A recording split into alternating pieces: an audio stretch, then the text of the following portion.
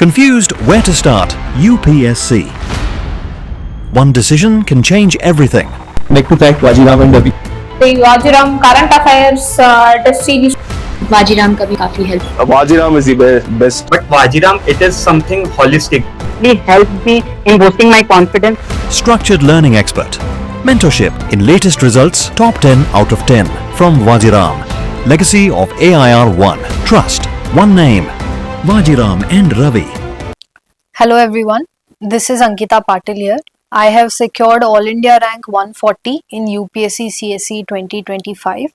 Today I will be discussing my main strategy and what were the learnings that I had gained across the various mains that I had given. This was my fourth attempt and I have given around 3 mains. So I would try to summarize what were the learnings for me and how I was able to achieve my improvement in not only the rank and also my main score in the attempt of 2025. Firstly, I would say that whenever we are looking at improvement or from the perspective of scoring, so in my case I was reappearing for the exam, and my aim primarily in this attempt was to improve my main score compared to my last mains, wherein I had got All India rank of 303 in CSE 2024. And this year what I had done is, before starting my prep, I had analyzed my mark sheet and devised a strategy as to which are the improvement areas wherein I want to increase my score, which are the areas wherein I want to maintain my score, or even if it does not improve that much, but I want to maintain it as it is because it was a decent enough score and maintaining it would be my first priority. So that was how I had approached, especially for GS as well and paper wise. Firstly, I would say mains is completely about 2 things. First is practice, how much you are practicing your answer writing and your structuring, and second is about strategy. What is the complete strategy that you have with respect to each paper. When we talk about GS, in my case I had a complete plan and strategy for every paper, GS 1, 2, 3 and 4, and not only with respect to the entire paper, I also had a plan with respect to every subjects in the paper. So what I had done this year is I wanted to my goal was to look at the paper from a holistic point of view, not just subject wise. My first aim was that my paper should look uniform and there shouldn't be peaks in my paper. That means there shouldn't be answers which are too good, maybe the initial answers, and then there's a drop in my paper wherein maybe mid of the paper there are rushed answers, or at the end of the paper there are rushed answers and I'm not able to complete it. My aim was that my entire paper should look in a certain way, in a similar manner, and it should look uniform. So for every subject, even though I had a strategy, but with respect to the entire paper as well, there was one specific strategy. So if we see, I would like to share paper wise what I had done with respect to GS. So firstly about GS1, that was a paper wherein I had gained significant improvement as compared to last year. And with respect to GS1, I would say that this year I focused more and more on answer writing rather than developing my content even more. I was focused more about how much I am executing the content that I have accumulated right up until now. So with respect to GS1, I would say that every subject wise, for example, say if history, then I had like a frameworks or roadmaps for intro conclusions, as in maybe I can have my intros along timelines in history, or my conclusions by quoting some scholar with respect to their point of view. So some particular scholar which has some point of view regarding that particular period of history. So that is how I used to conclude my history answers. Then with respect to art and culture as well, a timeline would be the intro, or say scholars, or some connection to of the that component of art and culture in the contemporary times. If there has been any recent summit or any recent event which has had that particular aspect of art and culture in it, so connecting it to that current aspect, that way I used to have a framework for my conclusion. And also there were certain points which were fixed for value addition for me with respect to GS and with respect to GS1. Say for example, in history, I was pretty much had pre-decided it pretty much that I will have a timeline introduction or a map as a value addition. Then in terms of art and culture as well, I will have a diagram or some basic diagrams in art and culture questions. So that has to be with respect to history. Then with respect to geography, since it is the major chunk of the paper, so I also had certain frameworks and for intro and conclusion. Then for example, like defining the key terms in the introduction or connecting it to some current events. Then in the conclusion, I used to probably, if it's a physical geography question, then showing some kind of connection to human geography, that used to be, or if it's a human geography question or some natural resources question, then connecting it to some guidelines or some way forward. That used to be my way to conclude. And then value addition, I used to make sure that if it is if at all a map is possible, then a map should be there in my geography questions. And if it is not, if it is a pure basic conceptual question based on physical geography, then I'll maybe make sure that I'm drawing a diagram explaining or depicting that core concept of physical geography in the question. So that is how I used to tackle the geography questions. And society as well, I used to have diagram as a value addition component after the intro as well. All the value addition components that I had planned for each subject, I used to make sure that I do add them after the intro itself, so that it increases the visibility of any component that I'm adding to my answers. And I used to also focus on the structure and opening up the questions as horizontally as possible. So that can be, for example, in geography as well, opening up as many dimensions as possible and connecting it to as many other topics or as many other areas as possible. And society as well, I had fixed structures. For example, whenever a question is asked, I used to think about, can we link it? Firstly, the first standard framework used to be the syllabus. So can each word or each point in the syllabus generate 1 point in my body? That used to be my first standard framework. Second would be, can I link each and every point to any social system, for example, say family or marriage or education system or caste, religion. All these social systems, can 1 point be linked to each, so that my answer becomes multidimensional? That used to be my strategy for GS1. And obviously adding more and more examples in the society questions also helped a lot. And also in art and culture questions, that helped a lot. The prelims notes helped a lot in terms of adding examples in art and culture and history, because those are factual things that we learn in prelims, and that helps in our mains as well.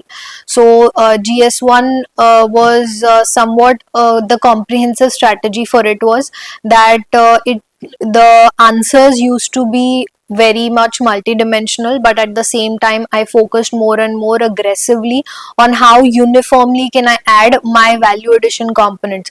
Now adding it just in 1 or 2 question across the 20 questions is not enough, because that will make only that particular answer or question good. But our aim is to make as many questions as possible, majority of the questions, say more than 12 questions to a decent and good enough level. So for that, I had this one mental check or filter in my mind, that whatever extra things or whatever value additions I feel I'm adding, that should be repeated in at least 11 to 12 questions minimum, so that it is seen as a pattern or a trend in my entire paper, and that is seen in uniformity in my paper. With respect to GS2, I would say that the first ways, for example, say when it comes to, usually what happens is we think only about the major subjects that are there in the GS, for example, say geography in GS1 or polity in GS2.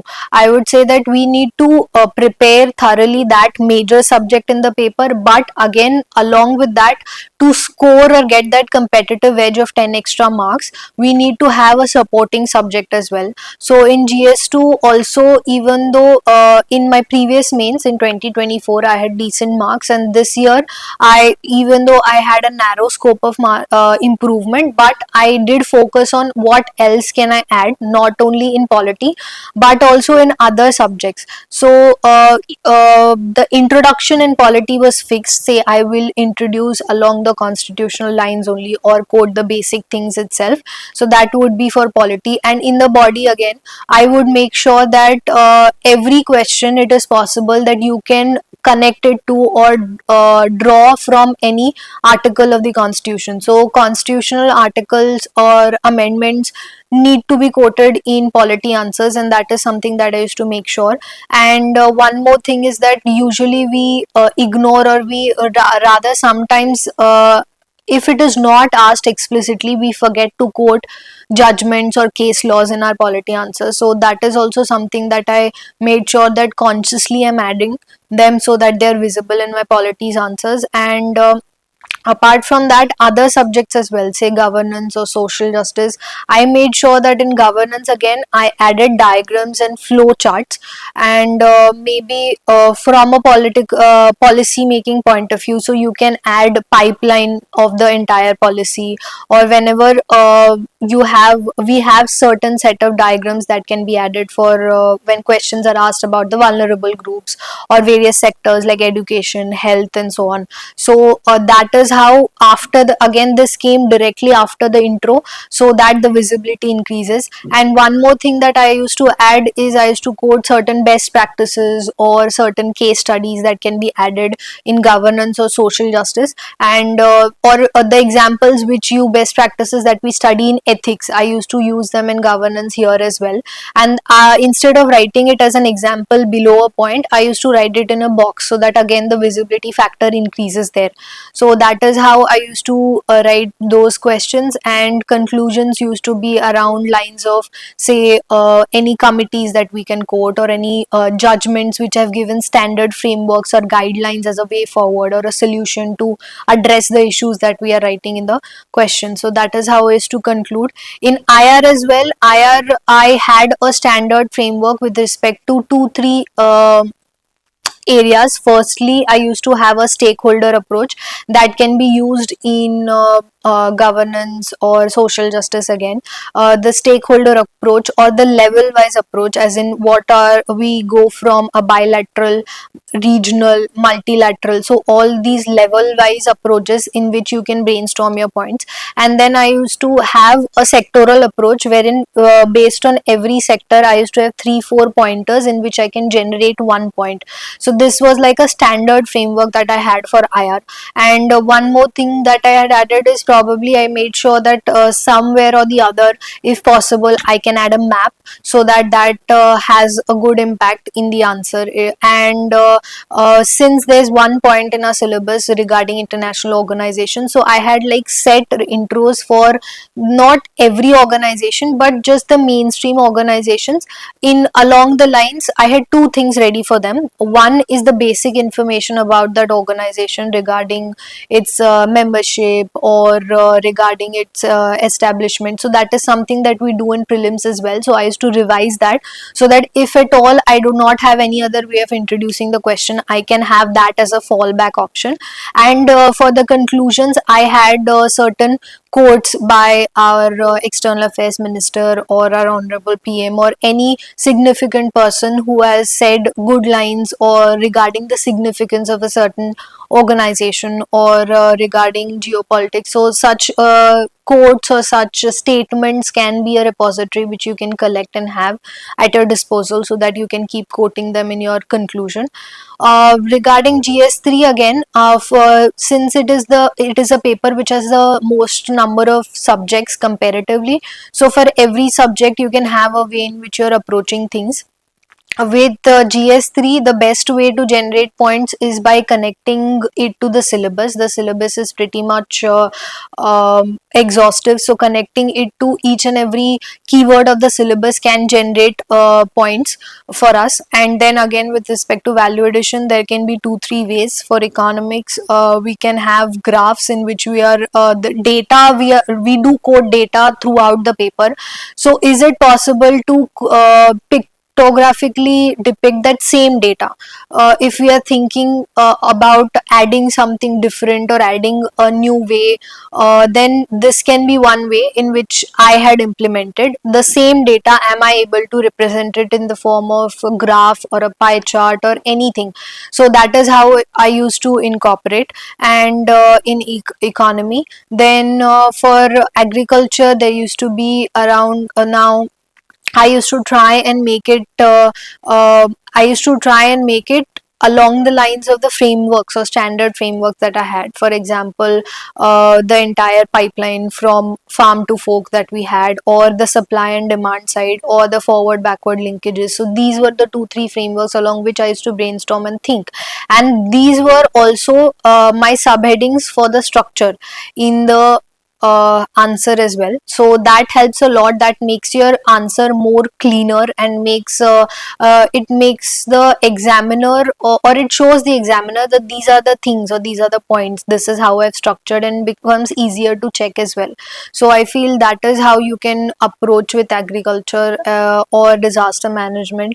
And then diagrams can be added. Quoting committees and their guidelines with respect to GS3 is something that is very much handy. And again, SDGs also become a very good fallback option to conclude. With respect to GS4, again I would say that there can be a very personalized way in which you're addressing or approaching GS4. For me, usually it used to be relying more and more on various quotes and relying on various philosophers and thinkers, apart from the standard way of quoting the examples in our points or quoting various other institutions or officers in our body points. So apart from that, I used to use a lot of quotes in my answers. And also one thing that I did differently this time was adding diagrams in the theory questions. So if there are maybe 10 to 12 theory questions that I'm supposed to write, I would make sure that at least half of them have some kind of diagram which is depicting maybe the demand of the question or my structure itself that I want to show in the answer. Now definitely sometimes it feels what we fall into the trap of unnecessarily adding such diagrams or flow charts, and I would not suggest that. But however, at the same time, if we have a mental check in our mind fix that no, I have to incorporate them in certain way, and we practice it during writing itself on a daily basis or during our brainstorming itself. One exercise we can do is, along with whenever we are doing our brainstorming, what we do is we just think about the intro and the conclusion and the structure of the body and what are the points, or maybe along with that what can be done is what are the value addition points that I can add in this. Force yourself to think about 2 to 3 ways in which you can introduce or conclude itself, 2 to 3 ways in which you can add your value addition points itself. So that will be a good way. When you do that for a long period of time, or when you do it frequently, that's when it will start to replicate in the papers. So that is how you can approach for GS4 as well.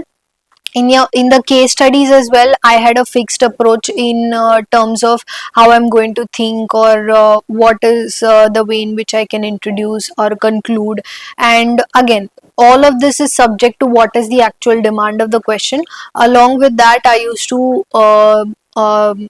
say navigate or plan. These are the things that I want to write in the paper or I want to write in the case studies. These should be visible in my case studies. Can they be fitted in the questions that are asked? So that is how I used to approach. So there are two components to mains: your practice of answer writing and your strategy. So this was regarding the entire strategy that I had for my mains, and that actually did work for me to improve my GS score significantly. But at the same time, I would say that answer writing is also very crucial. I had done answer writing very rigorously this time, almost if not possible daily, but I used to make sure that alternate days as well, I am writing answers, and those used to be PYQs itself, and not just writing answers but also re-evaluating them or analyzing them from the perspective of not just the content that I have written, but also from the perspective of structuring. What is the structure I have built? What is the value addition things that I've added? Have I ticked all the boxes which I wanted to in the answers? That used to be one way in which I used to practice. And secondly, I used to solve weekly tests, so that from the beginning, since I had since this was not my first mains, so I had a certain amount of knowledge base ready. So I did not write sectional tests. I had written full length tests from the beginning itself for every GS and my optional as well. So that helps you, or that gives you a good idea or feel of the actual exam, because we tend to fall in that habitual manner of writing sectional test and catering to subject wise. But when all the subjects are mixed, then somewhat we are not able to handle it, or we are jumbled. So from the beginning itself, I used to write full length tests.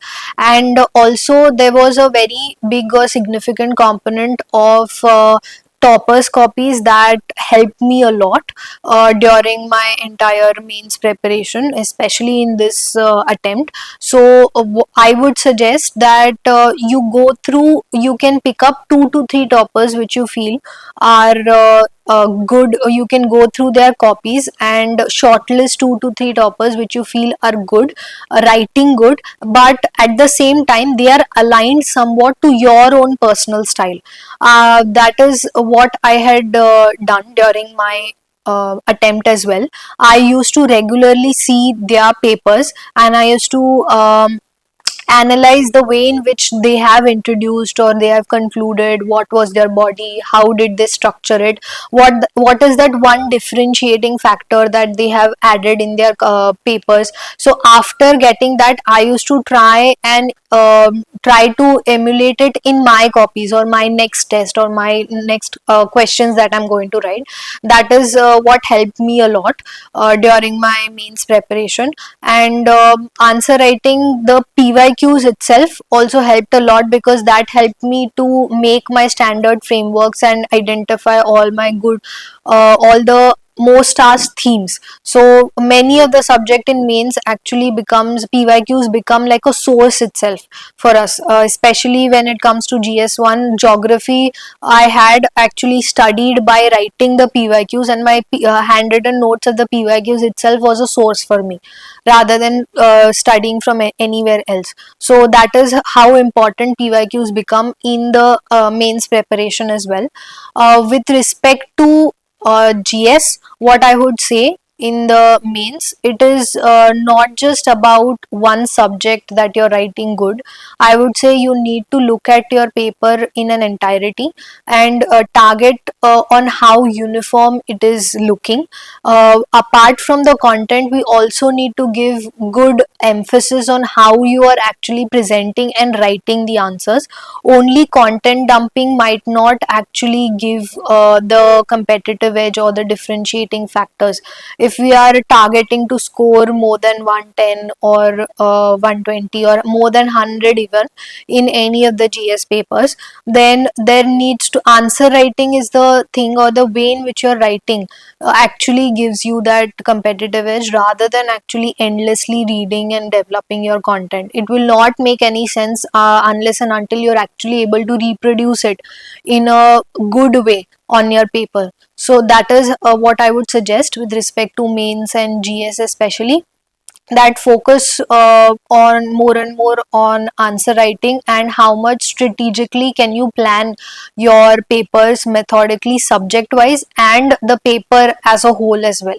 So that were my learnings and inputs for my mains improvement, and how I was able to achieve I guess almost 40 to 50 marks improvement in my GS scores itself. So thank you everyone, and do keep following DKT for any further insights. All the best.